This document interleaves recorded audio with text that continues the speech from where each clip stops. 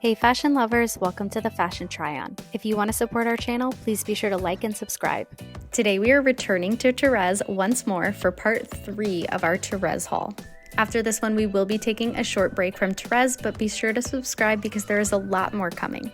Alright, today we are focusing on the button-downs. Now this is a staple product from TEREZ and they have so many color variations and styles, and this is just a really great kind of brand defining item that they have fun with.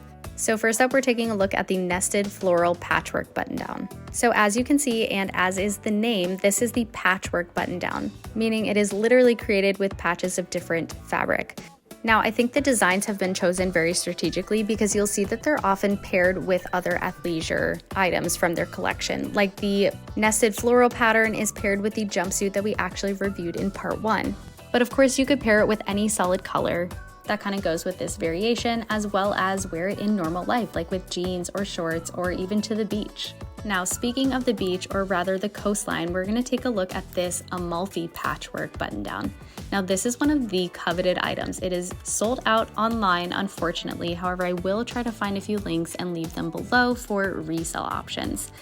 This colorway is 100% giving Dolce & Gabbana, it's giving Italian coast. It's just such a beautiful item to pair maybe with a white bathing suit underneath or something just really fresh and summery. It has a lot of beautiful details like these beautiful pearl buttons all throughout and has been very carefully placed in terms of the print orientation. Brands using prints can be kind of risky sometimes because they need to kind of set up where the orientation is going to start and stop, but I've seen this in quite a few sizes and I do think that it has been carefully placed such that, for example, the rope on the center spine is always in that same exact place. So correct me if I'm wrong, but I do believe that the variation won't be too different.